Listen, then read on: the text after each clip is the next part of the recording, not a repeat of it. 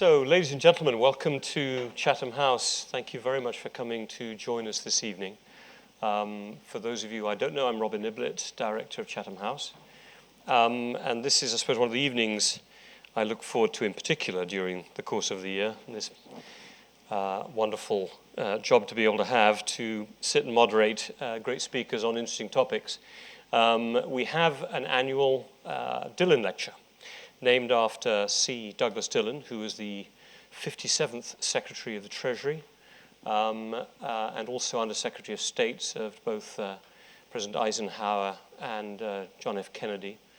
Part of that generation, I think, of American leaders who spent time both in the private sector and in the policy world, and after whom this lecture, this annual lecture, is named, and which we are asked to have focus on the issue of transatlantic relations.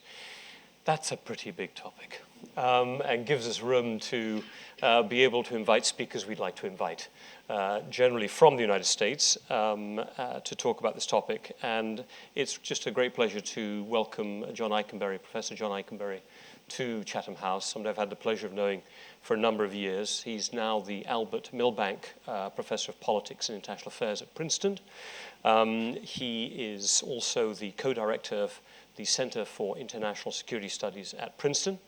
I think he's known to many of you here as one of the great thinkers and writers about world order, and in particular about a liberal rules-based order, which is a theme that he's explored in a number of his books, most recently The Liberal Leviathan, Origins, Crisis, and Transformation of the American System, but a number of other books that have touched on different dimensions of this topic, particularly looking at it, America's role within international order in particular. Reflecting this, he is the co-director of the Princeton Project on National Security. He's also done his stints in the US government, working with the policy planning staff in the early 90s, and also serving as part of the advisory group to the State Department in the early 2000s. This evening, as you all know, he's going to talk about the rise of China and the future of liberal world order. And I think there is not a more probably significant shift and change taking place in world order than that being brought about by the rise of China. We're probably at the front end of it. And I'll be very interested to hear what John's views are from that standpoint. This meeting is on the record, and I can please ask you to keep your mobile phones off, and we will have time, hopefully, for conversation as well after John's remarks. But thank you very much for joining us. He is at the moment serving also as Eastman Professor at Balliol, which is how we were able to get him here on his sabbatical year. Well, you're working, really, but there we go. Joe, welcome. Thank you, Robin. Appreciate it. Thank you. Thank you, Robin, for that kind of introduction, and it's great to be here for the Douglas Dillon lecture. Douglas Dillon, his life, I guess he was a naval officer in World War II, and he lived into certainly the post-Cold War era. His life kind of followed that arc of the Western order, and so it's fitting, I think, to use his lecture series to talk about what comes next, the post-Western order, if you will. And so I want to offer some broad, sweeping, speculative ideas tonight and look forward to a Q&A. I'll try to keep my comments short, 20 minutes or so that we can have a conversation. I think we're all witnessing and agree that we're witnessing a global power shift, and we're all debating what the nature of the next phase of world order will be. There's wide agreement that what we might call a global power transition is underway. Unipolarity is giving way. It's almost remarkable how recent it was that we talked about unipolarity, the U.S.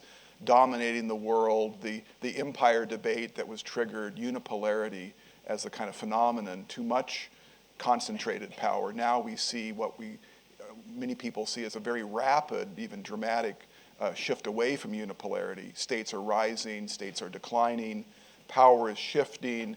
Many people suggest that it's a shift from west to east and from north to south.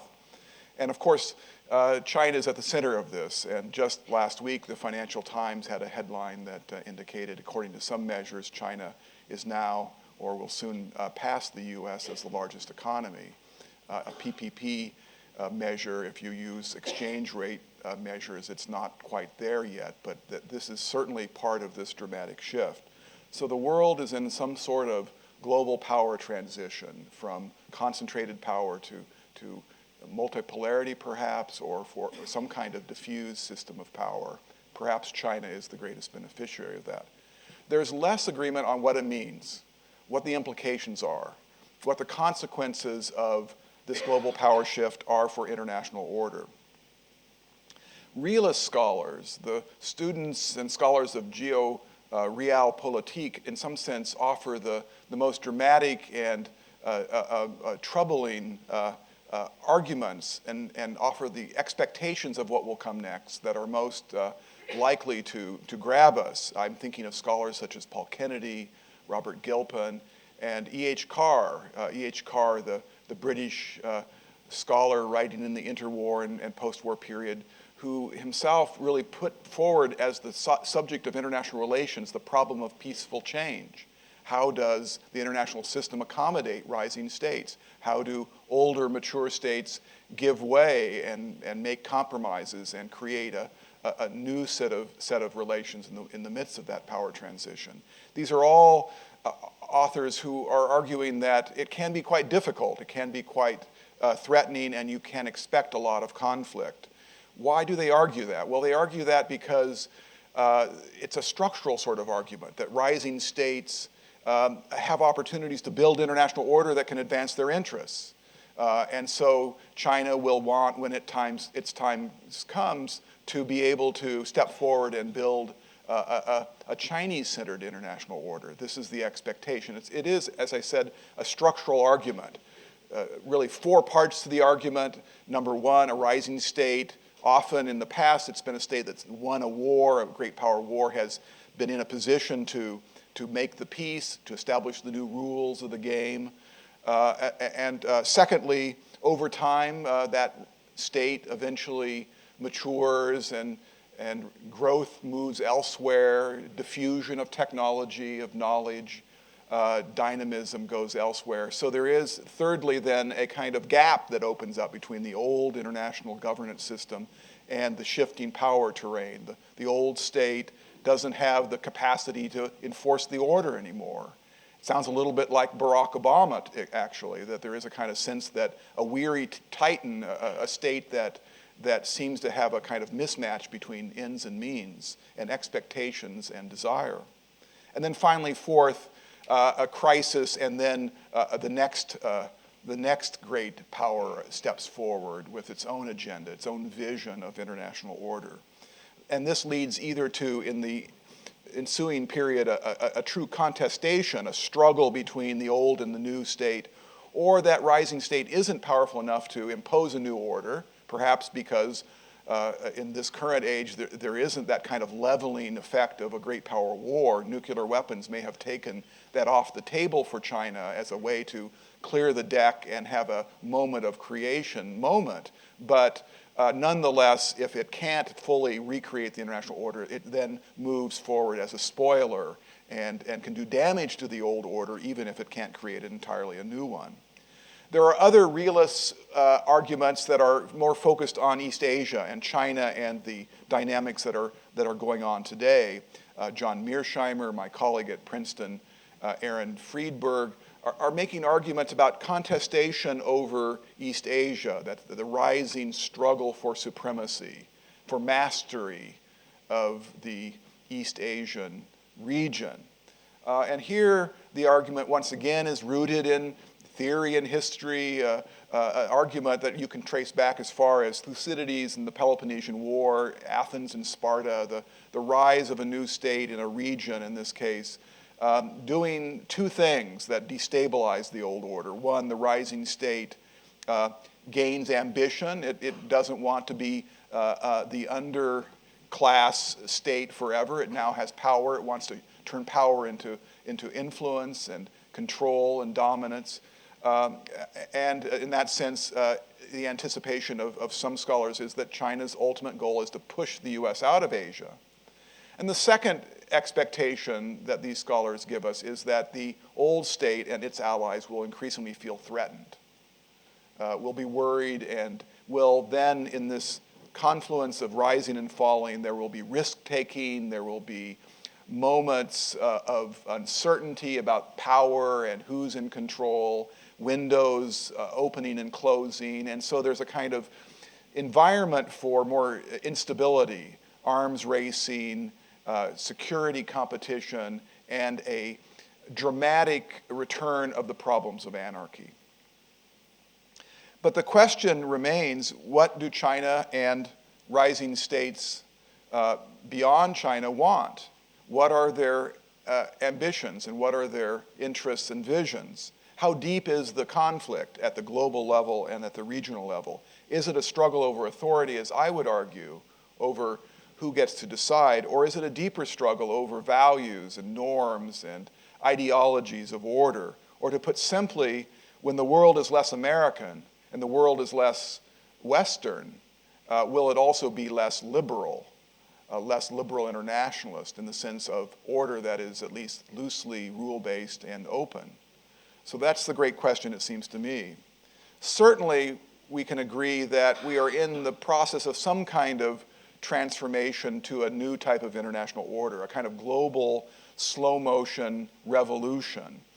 If China does become the next dominant state in the system, there's some debate, but if it does, this will be new in world historical terms in at least two ways, and scholars and authors and journalists, Martin Jack and others have noted this. It will be the first time in 500 years when China takes this position when a developing state is the largest economy in the system.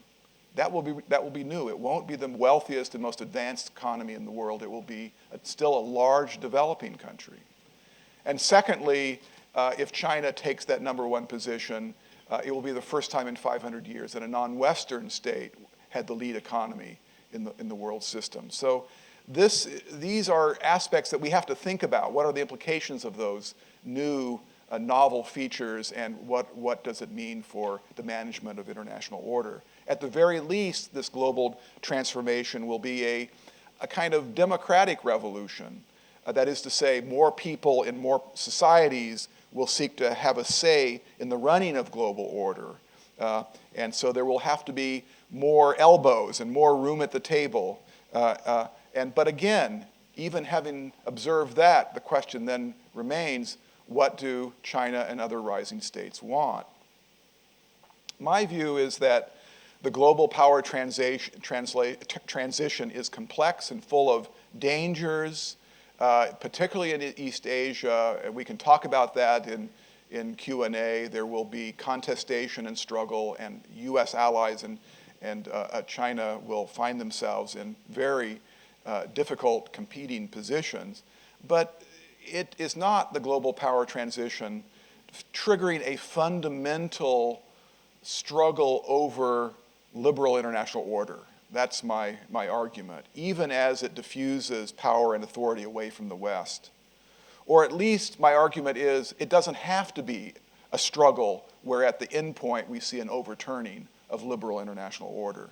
Indeed, and leaving Putin aside, and Putin makes it very difficult for liberal internationalists to be happy today, this is for sure. But what is striking in the recent decade, at least, is that China and other rising states, including Brazil, India, South Korea, and others, are rising up inside rather than working around the rules and institutions, generally speaking, built over the last 60 years, the UN, the IMF, the World Bank, the security institutions, certainly the WTO.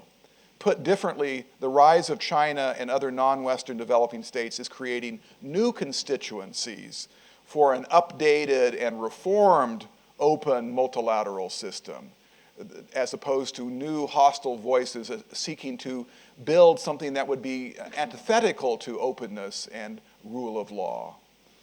The struggle today is over authority, in my view, over who sits at the table, who decides, over rights and privileges in the global political hierarchy. It's not about contrasting ideologies of order, and certainly not rival models of modernity. why do I argue this? And I think what I can do to try to make my point and then add the qualifications and speculations at the end is to simply list what I think are the reasons why power transition this time around may be different than those transitions of the past that have led to the kind of drama and violence that makes us all worried. The first argument I would make is kind of the big argument really about the old order, the order that China is rising up and seeing. We don't talk about this in our grand narratives of rise and decline. We assume that the old order is simply synonymous to the old lead state, so when it weakens, that order will weaken, but that's not true. There's actually a larger infrastructure of order that isn't totally under the control of the lead state. And this order that China faces, and that is far-flung and multidimensional and multi-layered, is an order that is different than past orders. And I've written a book that tries to make that argument, but my summary point is that compared to past international orders that rising states have confronted, this order is easier to join and harder to overturn. It is an order that does a lot of work and that facilitates a variety of dynamics that I want to mention, and then, in some sense, editorialize by saying the more it can do this, the better. The more it does this, the more China will see that it's an order that's easy to join and hard to overturn. 4 characteristics: integration capacity. This order has absorbed a lot of states over the last 60, 70 years, starting with Germany and Japan, which flipped on a dime, if you will, and became junior partners, regional leaders, second and third largest economies in the world, and then cohorts and generations of states that have followed in the decades that followed. So there's an integration capacity here that has to be acknowledged. Secondly, shared leadership. There's a lot of forums and platforms for leadership. The G5, G7, G8, back to G7, the G20, these are all elastic G kind of leadership coalitions, and of course the more formal multilateral institutions that allow for various configurations of states around the table. Thirdly, sharing the spoils of modernity, certainly compared to old European empires of the past. This is an order that has much more vertical and horizontal movement of wealth and trade and technology and benefits of advancement. Indeed, that's why we're here talking about the rise of China, because China has found a way to exploit this order in a good way, ultimately, that is to say, trade and invest its way to a high growth position. So spreading the spoils of modernity compared to past orders, this is something that you have to acknowledge. And then finally, accommodating difference. And this is the one that is in some sense the most difficult for this old liberal order to do, but it's there already. Different development strategies coexist even today, even as we kind of bump and bruise each other as we pursue different ideologies of development. There's at least 3. There's the famous, or if you will, infamous neoliberal or laissez-faire fundamentalist kind of approach. You think of Thatcher and Reagan. There's the what others would call embedded liberal or social democratic model, more tied to safety net, social safety net, safeguards on economic insecurity, the welfare state, contingent trade, adjustment assistance, and so forth.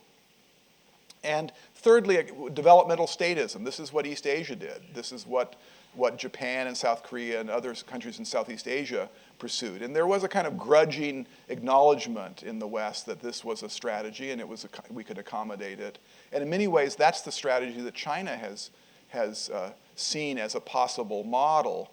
Ezra Vogel's big, thick book on Deng Xiaoping mentions this, that Deng at that point was looking at Japan and Korea and saying, we got to get in on this. And so a kind of, not an old Western liberal model, but a model where the state and a more developmental kind of model nonetheless is accommodated.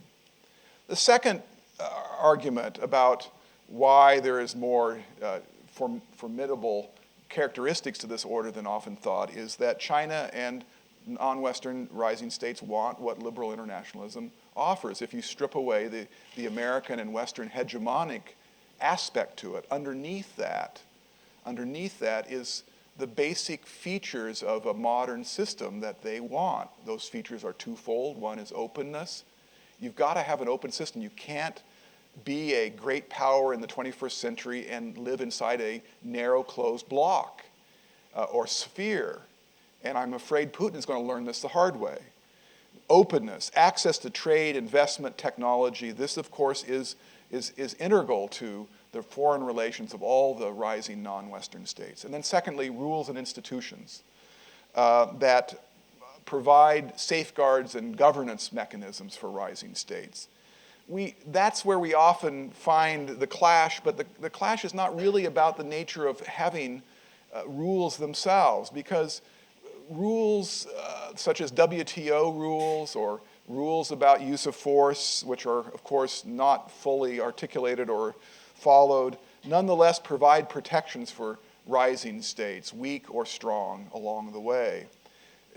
When you think about the rise of liberal rule of law order in Europe in the modern era, yes, there were arguments about it that came from a normative view about the role of the individual and the state society, the state individual, the Lockean kind of vision. But even in the Lockean vision, it was also about securing your property rights. It's about protecting your equities. It's about being able to know that tomorrow what you have today will still be yours. So rules and rule-based order is a tool for those who have things, who think they're going to get things, to put them in a position so they can keep what they have and protect what they have against, in the case of China, states that might envy them or want to discriminate against them in the face of their success. So this is one reading, if you will, of Western liberalism that offers it as a more universal type of functional kind of logic that gets in the way of the arguments that, well, rising states just don't like what we in the West cherish as our values, because there's something else there. Thirdly, China and rising non-Western states are not a bloc. On the one hand, all are capitalist and most are democratic. Yet on the other hand, they have different geopolitical interests in energy and trade and security. Brazil is a great example of this. They are as worried about China, currency exchange rate, and the kind of new discourse in Brazil about deindustrialization thanks to China, the loss of industrial jobs to China, and the new kind of dependency on China on the side of resources. It's not the United States that's the kind of old state that is, in some sense, pushing Brazil down. Now it has a more complex set of worries and relationships. You see this in the way the US and Brazil interact. It's definitely love-hate relationship. Obama was there, met with Dilma in 2013, and he asked her, "What is your agenda?" And Dilma said, infrastructure, clean energy, education, science and technology. And reportedly, I wasn't there, but reportedly Obama said, well, that's my agenda. And what that strikes me as interesting, because we're not simply across ideological divides. In some sense, the rising non-Western states are experiencing in their own way the problems that the old West, Europe and the United States are facing, which is to say, problems, inequality, fiscal problems, the fraying of the social contract, questions about immigration, questions about how do you sustain growth, infrastructure. These are 21st century problems. It's almost as if we've come to the 21st century and it's not war that we worry about, it's just simply being able to sustain modern life in these big cities that we live in. Increasingly, that's where the world lives. And the problems are problems that we share. So the fourth reason that builds on that really is that in an important way, the rise of China is the wrong thing to look at. It's not the rise of China. There's something broader going on. There's a broader global transformation. And if you simply talk about China, and I guess you'd say I'm preoccupied with China because it is the most dramatic, in some sense, the swing state. But there's a broader global transformation that is going on. What I've recently started to call it is the rise of a global middle class of democracies. Many of them troubled democracies, but democracies across regions, across civilizations, across developmental divides. India, Brazil, but not just the BRICS, also Mexico, Indonesia, South Korea, Turkey, Australia, and Canada. There's a broad array of states that are moving up in one sense or another and are exhibiting characteristics we can identify. Number one, they are seeking voice. They want to have a say in their region and more broadly. And secondly, they are engaging in what I would call stakeholder strategies of diplomacy, pushing for more multilateral cooperation, influencing world politics through agenda setting, bridge building, coalition diplomacy. South Korea is a great example of this. It's the first country to be a beneficiary of ODA that now is a donor. It has hosted the G20. It has hosted the Global Security Summit. It has this ideology of global Korea. I go to Korea a lot, and I'm fascinated by this country that has found a way to punch above its weight, to engage in what we used to call middle power diplomacy. Australia and Canada are the iconic examples of this, but it's a kind of the rising choir that want an international order of a certain sort that both the United States and Europe and China are going to have to accommodate. It's those states that will say, we want more China, or we want more West, or we want less of one or the other. Finally, there is no grand authoritarian Chinese authoritarian model of modernity. And I would stake my flag on this one. That is to say, China is doing well, but it's not a model. And the great historians of rise and decline, from Paul Kennedy and others, are all in some sense noting at these various moments of the inflection point of world politics that the rising state in some sense has the kind of, not monopoly, but the vanguard role of defining what it means to be modern and make it to the next level of advancement.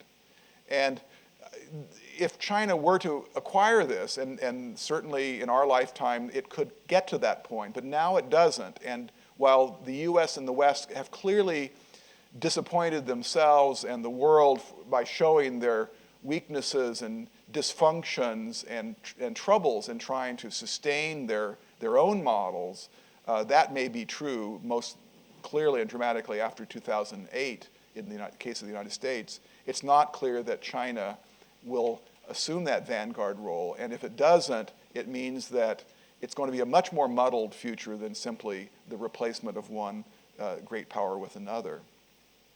China has an approach, and it's more mercantilist, it's more statist, it's more state-to-state, it's using infrastructure development as a kind of carrot to bring states into trade relationships and resource relationship. But that's a model that isn't for the world. In some sense, it depends upon the rest of the world being liberal. It's more of a spoiler model than it is a model that everybody around the world sees as the route to further advancement. China seems to be, in fact, know this and to be moving closer to the center of the world economy. In the old days, in the 70s and 80s, China did give voice to what was been the most articulate and articulated ideology of an alternative world order, the new international economic order. You may remember this from the 1970s. It was much more of the southern states seeking a different kind of model of development and of the global system, trade and finance. But China has moved away from that beginning in 2007, and government and party documents has begun to use language like reasonable and just and reform. And in all these different instances, that means giving China more authority and more of a role within that system, not some kind of global transformation. when I ask my Chinese friends, what do you want? What are your agenda on the economic side? It's three things. It's greater role in the IMF and World Bank. Secondly, it's more influence in these global leadership groups like the G20. And thirdly, over the medium term, internationalization of the currency, which is I think that's the big game changer. And that's something that's out there, but very far, as I see it, into the future. But to get there even, China is going to have to drill down into its society and develop a more rule-based system, deeper financial markets, more rule of law, business law, to get the kind of system that will allow for the confidence to flow and therefore the currency to play this international reserve currency role and transaction currency. But to get there is a stakeholder strategy. So let me conclude now and try to draw this all together a little bit. I think we need to put the rise of China in a wider global context. It's not China that will determine what the next global system will be. It's this wider group of rising and emerging states, what I've called the global middle class. Aside from China, they are all market democracies. They're mostly all struggling with fiscal problems, economic inequality, regime stability, the social contract. But the solution to their problems are not ones offered directly by China and certainly not by Russia, Putin's Russia. They need an open, stable international order where they can help shape the rules to benefit their own particular predicament. This provides an opportunity for the United States and Europe to help shape the contours of the next international order. The next international order will have less Europe and America in it, but now that we're in this kind of flux period where crises will push us forward, will stumble forward into the next order, shall I say, we need to be being as strategic as we can when we stumble forward, trying to help define and build coalitions to shape that order in a way that is most beneficial to as many states and peoples as possible. These middle states, the middle class of the world system, are the swing states. Many of them have a love-hate relationship with the West or with American hegemony. I've just spent 2 weeks in Turkey, and I can attest to the complexity of the relationship when Turkey looks at the EU and looks at the US as a NATO ally. But it is a complicated one that is not set in stone.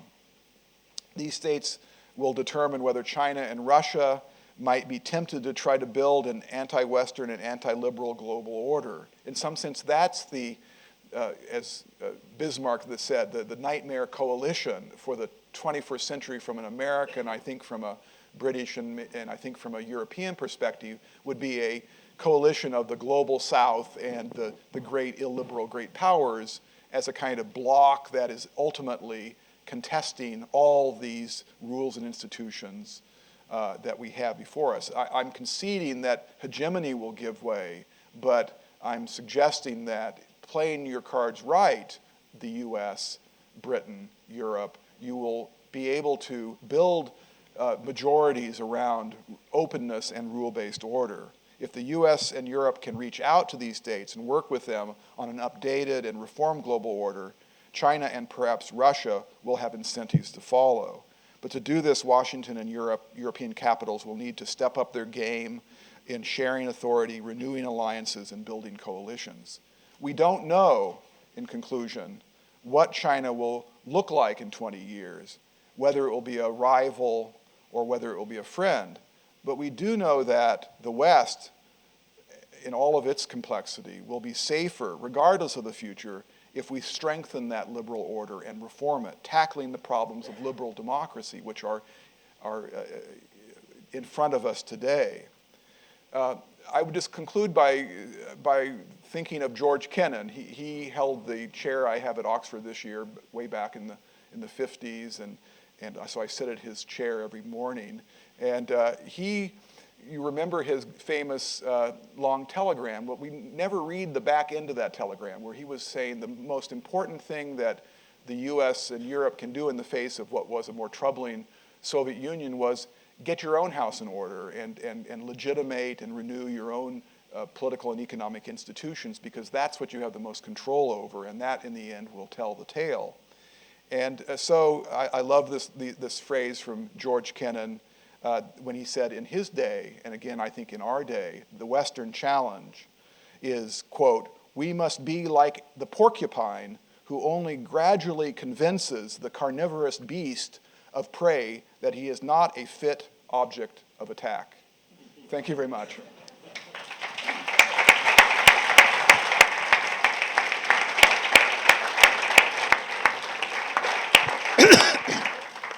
Thank you very much indeed, John. Great set of remarks. I'll just let you draw breath for a second before we get into discussion here. I mean, you batted to one side early on the potential kind of realist structural risk that this shift in global order will inevitably lead to contested international order in which conflict might rise. And I think you pointed out these big headline points, that in essence the rising powers are rising within the existing international order, that it accommodates them. In fact, it's helped them rise. They wouldn't have risen without it, most probably, and that they share both a similar need for the rules and institutions of openness that have got them there, and also that in many ways their problems are more like our problems than maybe the big geopolitical ones we'd like to focus on. And you had that very, I think, actually relevant list: inequality, fiscal problems, immigration, infrastructure, etc. And I think this idea of not looking at the rise of China as the rise of China, but the biggest manifestation of the rise of a global middle class, is a kind of interesting take on this issue. And as you said at the end, it does give us opportunities. Therefore, even if this world order, we will be smaller within it, we, the United States and Europe, it was the one we designed and one that we're in a good position to play a strong hand in. If I just could throw one question in to kick us off while people get their own questions in order. I presume, therefore, your view would be that authoritarianism within states need not lead to disorder between them. I mean, because you said that the battle here isn't over global rules. We're all benefiting from the same rules, but there's quite a bit of diversity in structures of government internally. And China obviously is probably the main manifestation of a contrast. Let's put the US at one end and China at the other in that spectrum of political systems of governance. So, leading question, you're not worried that that differentiation, and in particular that the system of internal government that China requires in order to manage this transition will be a contributing factor towards disorder and maybe against the more benign outcome you see? Yeah, that's a great question, and I think a lot about that, and I'm not optimistic about transitions from authoritarianism in China and Russia, and we could see more movement in that direction than away from it. And in the case of Russia, of course, it's the added constraint on moving in a more open, liberal direction is of course energy, which allows it to sustain itself, and it's also the distribution of rents within that society. So you can even have a discontented, large Russian population, but if you can redistribute wealth to your supporters, you can sustain yourself even with the sanctions and all the rest. So I don't think that you can kind of hit these states and the authoritarian regime will fall apart. And China is very sophisticated in its form of rule. I think you're right that I do think you can still, they don't have an alternative international order, so that's number one. So they can't really be in the game of defining the next system. They can be spoilers. They can do damage to the system. They can certainly do damage in their neighborhoods in various ways, and that's somewhat what we're seeing in the Crimea and Ukraine. But I guess I would say that over the longer term, my view is that they will have incentives, certainly China more than Russia, but China to incrementally move into our world more, even as, in some sense, we co-evolve. They will be able to shape and give new character to rules and institutions, even as they increasingly use them. You would like to see inside of China more internationalist elites coming out of the capitalist sectors that are saying, yes, we do need to work within the WTO. So I do think you can live with China evolving in that direction without fully embracing all the regime characteristics that we assume liberal democracies have. Great. Let's get a few comments and questions in. I'm seeing hands go up, and I'll take them as I've seen them. Gentleman at the back and lady. Why don't I take a couple each time, because we've got not a lot of time, and we've got drinks upstairs where they can carry on. But gentleman at the back, and then we'll come at the front. Right. Ivan Sedgwick, member of Chatham House. You've mentioned Russia.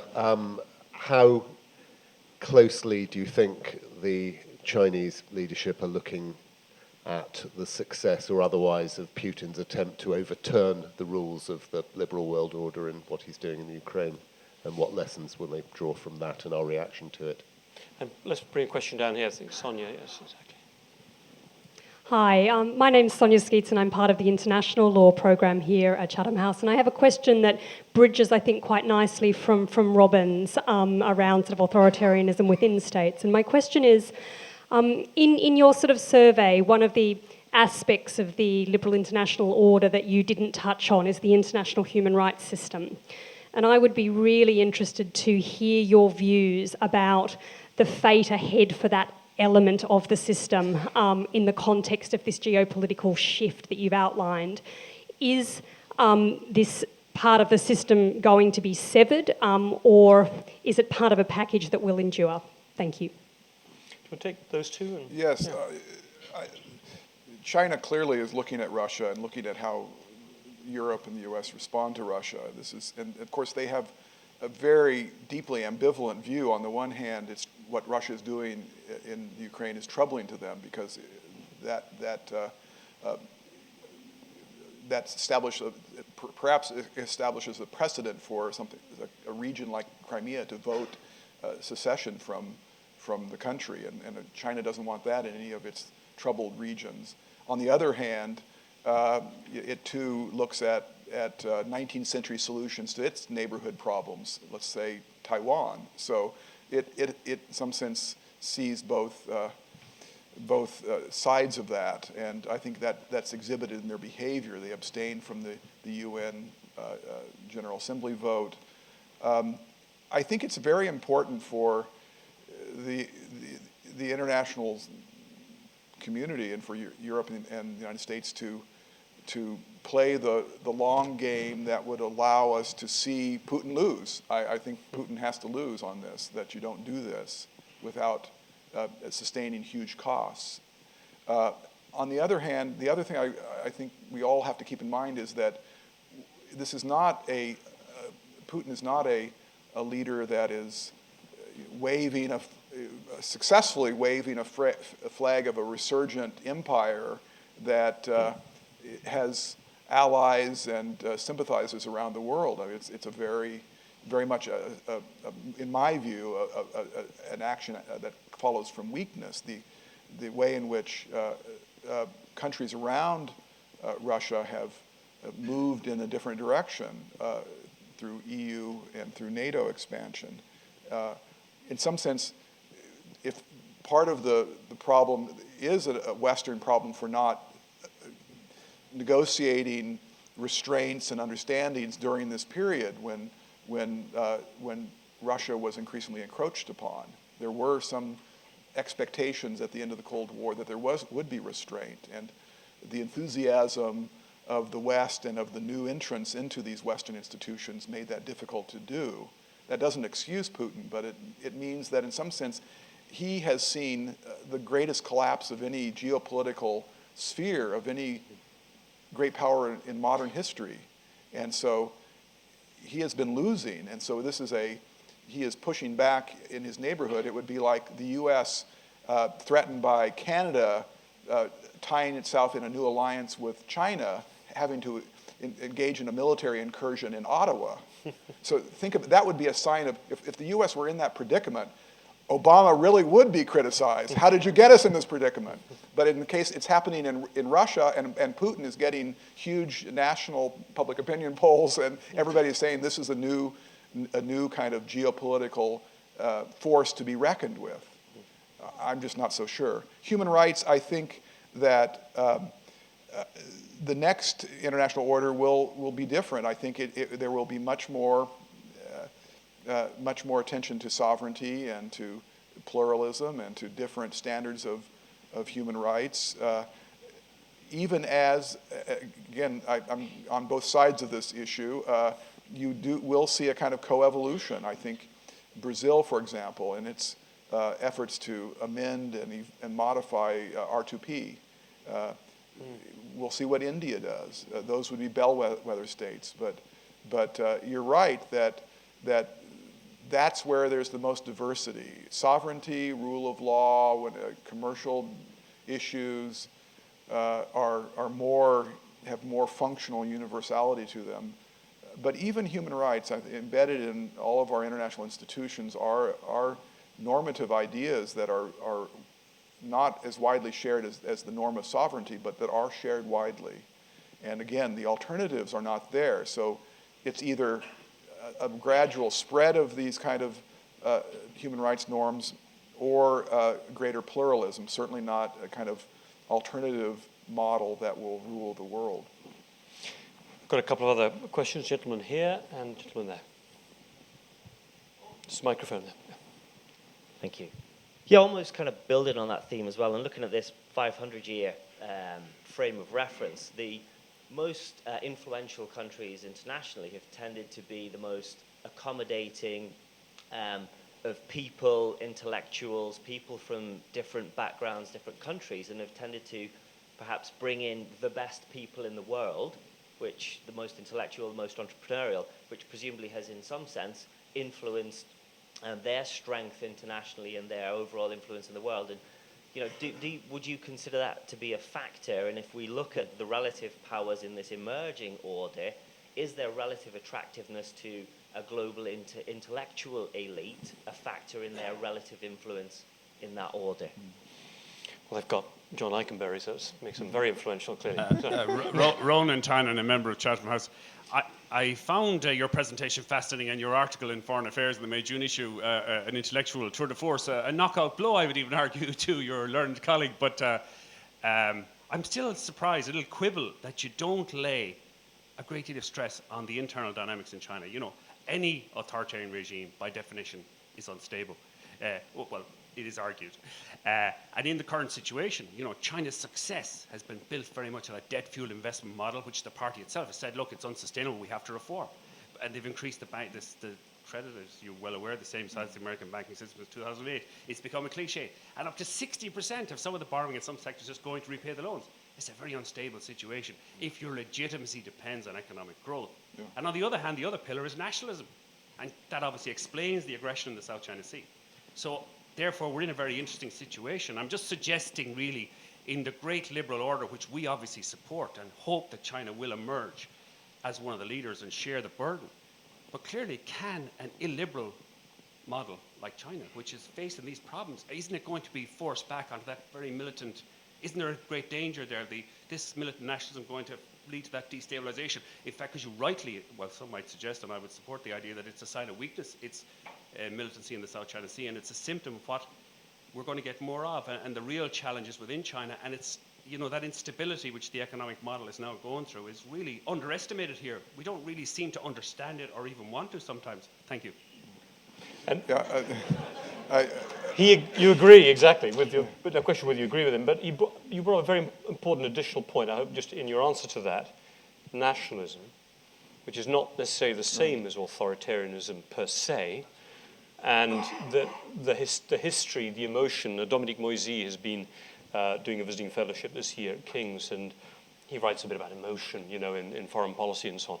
But that power of nationalism, perhaps then hyped up within an authoritarian system that is structurally unsound. I mean, could you bring that in how you answer that question? Yeah, of course, a very interesting one about intellectual elites as well. Yes, I think that I haven't talked a lot about the security conflict in East Asia, because I've been talking about the global liberal order, and I think that the worst is yet to come, I think, in East Asia on security competition. As you say, it's precisely it will be economic troubles.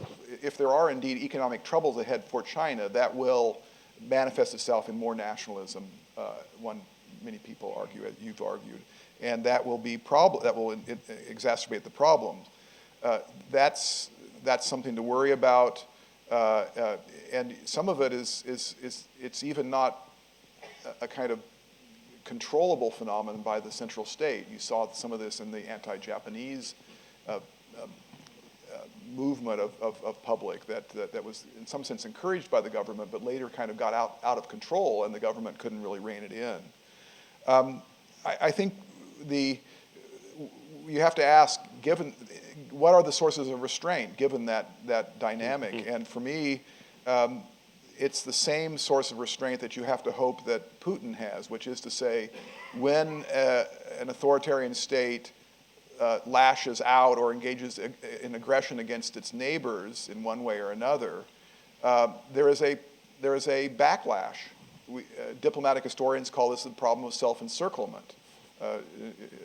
Post-Bismarck Germany, Wilhelm II, there is a counter-reaction. In the case of China, you saw this in 2010, which was a year that IR scholars study a great deal in East Asia, because you saw these movements by Beijing and these counter-movements in Vietnam and the Philippines and Japan and Korea, all separate episodes along the way. And that is something that China doesn't want to do. You don't want to be worse off after a cycle of action-reaction than before. So, but yet, you're right, the single most important objective of China is regime survival, and that is going to be a very difficult task, I think, going forward, whether they continue to grow or whether they don't grow, as you suggested.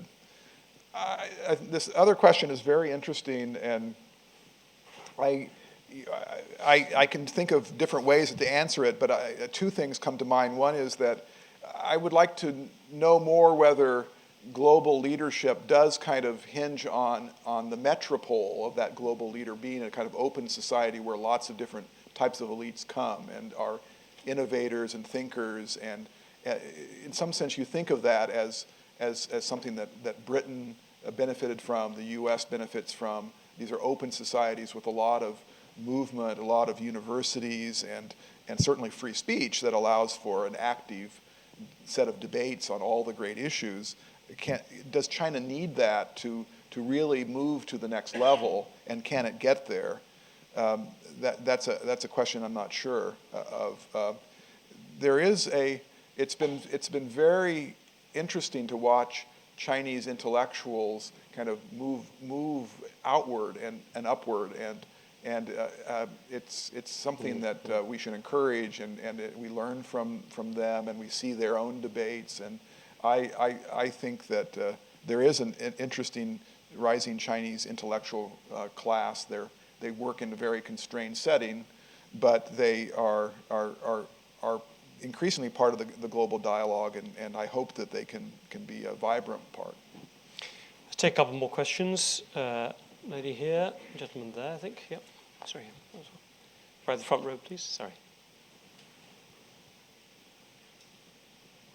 Izzy McRae, Foreign Office, Communications Department. I was wondering what you thought about whether the West should be more proactive in communicating its values, whether we should let our success speak for itself, or whether we should be, for example, in the upcoming NATO summit, talking about the economic power of the members of NATO. Yeah. I'll take a little group again. Yep, please, there, and then gentleman right there in that front row with his hand up there. Bernard Herrmann, a member of Chatham House. You alluded to Taiwan in a reply to an earlier question. Taiwan is, of course, at the confluence of both American and Chinese influence. My understanding is that the United States Congress has an understanding to defend Taiwan, which is a democratic country, against foreign, namely Chinese aggression. With the geopolitical and military shifts that have taken place over the last 20 years, do you believe the United States would honour their pledge? Yeah. I feel that has a wider ramification when you talk about that. There's a gentleman waiting there. Yep. Ken Walker, Asian Affairs Journal. You talked about the nightmare scenario, and other people have raised the question of nationalism in the South China Sea. Now, I think as another form of the nightmare scenario, not involving the South, but when you see the possibility of Russian nationalism or post-Soviet nationalism under Putin, and Chinese nationalism, which is already growing, and the conflicts in the South China Sea and with Japan and Taiwan, you could see both these countries being susceptible to a feeling of encirclement and driven together. Have you any comments on that, please? Okay. And just because I know we're heading on time, I know where this question will probably come from. Akio here? Well, okay, I tell you what. The gentleman at the back first and then one in front, yep. Yeah, Sandy Reid, Chatham House. Just on the topic of, I guess, the porcupine and, getting our own house in order, and maybe just to limit this to Europe, perhaps, and you mentioned that, the shortcomings of our own sort of liberal democracies and things like that. I think, with the elections coming up in Europe, we've got fairly big decisions to make ourselves about the direction of that, and, maybe more nationalism in certain domestic politics as well. How much of an effect do you think, or how important is that in Europe, progressing in terms of this future liberal order that you're talking about as well? How important is Europe? Yeah, how well is Europe doing? And we have our own populism rising here at the moment. Are we going to be able to do your porcupine strategy? Yeah. I'm going to take a last question here. Yeah. Thank you, Akio Miyajima, the senior fellow of the Chatham House of the Academy. Thank you very much for a wonderful lecture about the future of liberal world order. But as the other gentleman said, that we can't wait for China to be able to accommodate this wonderful liberal order, and that we in Asia, as a neighbor, we feel the kind of anxiety and also some worry because of their increasingly aggressive kind of behavior, and also the kind of the expansion of military expenditures. And then, so what is your kind of advice for those countries in the neighbors? We cannot just wait until they become more mature. And then what would be your advice for the United States? How do you make assessment of the just recent of Mr. Obama's visit to Asia? I find it very assuring, but how do you assess that? Okay, how much time do I have? Those are all. There were a lot of them were on China and Japan. That's why I was hoping you were gonna cluster those together into a common thread. Was my expectation. Wine, I think. That's coming up after you answer these questions. And my last one. On the West and communicating values, I'm on the soft pedaling side of that, because I think showing what you can do is ultimately more persuasive, and there's a certain level of anti-Americanism and anti-Westernism that is triggered when, in fact, there may be more underlying agreement on the essentials, which is sort of a set of multilateral rules that stabilize and coordinate activities. So I guess I don't think one should wave one's hands so much in this regard. Taiwan, I think that the U.S. does have a defense understanding with Taiwan and would come to Taiwan's defense depending on how a military action unfolded. Of course, if it attacked, it's made clear that it's under those circumstances, that's not where the defense would come. It would be if it were attacked. There is a creeping problem, of course, and that is that the kinds of assets the U.S. has to help defend Taiwan would, soon after the military actions began, would be sunk. And so there is a problem of defending Taiwan that is leading to all sorts of debates about doctrine and capabilities. And so this is something that is a very real issue. But I think on Taiwan, I wanted to make one other point, because Taiwan, for me, Taiwan's relationship with China is like Russia's relationship with Ukraine. Both are countries that and I use Taiwan is a country in this sense that wants to have its own identity, and not necessarily a bad relationship with the strong state that's neighboring it, but not necessarily to be simply dominated and under its thumb. In Taiwan, 20 years ago, 14% of the population self-identified themselves as Taiwanese. Now, over 60%, a majority. And 80% in a recent poll said that if they would be assured that they would not be attacked by China, 80% would want to have the country declare independence. So this is, China sincerely believes that Taiwan is part of China, but the problem is the Taiwanese do not agree. And the only way they can get it is through 19th century forms of coercion like Putin is trying. And I would contend that that's going to be very costly and possibly and probably self-defeating. So Taiwan doesn't just have missiles to defend itself. It has the legitimacy of its own democracy. Russia and China, I do think that there is a problem of encirclement. I said that should be an incentive for them to restrain themselves, and China should be looking for ways to reassure its neighbors, including Vietnam, but of course all the countries up and down the region, that it is not going to aggress on them. But both countries are encircled in some sense.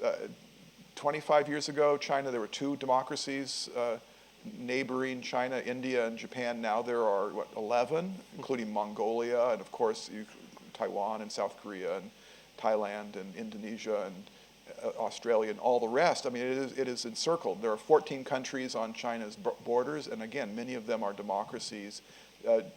So too with Russia. So in a certain way, these are illiberal states that are surrounded, again, not necessarily by states that are pro-Western and in a kind of alliance relationship with the US or with the West, but many of them are.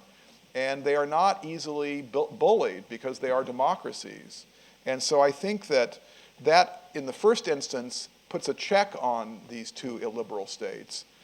In a second sense, it also means that it's in our interest, and I mean that in the global we interest, in providing opportunities for Russia and China to be part of the system, to be, as mostly they are in the Security Council and all the way down, but to signal restraint as well.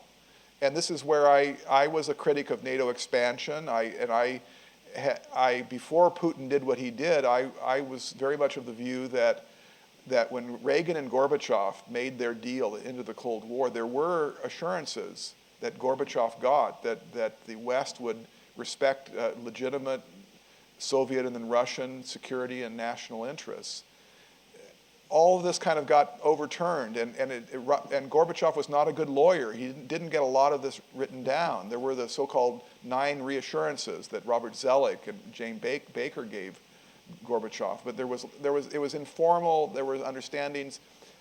Obama tried to reset the issue because it was missile defense, NATO enlargement, and pipeline politics that were the aggravations.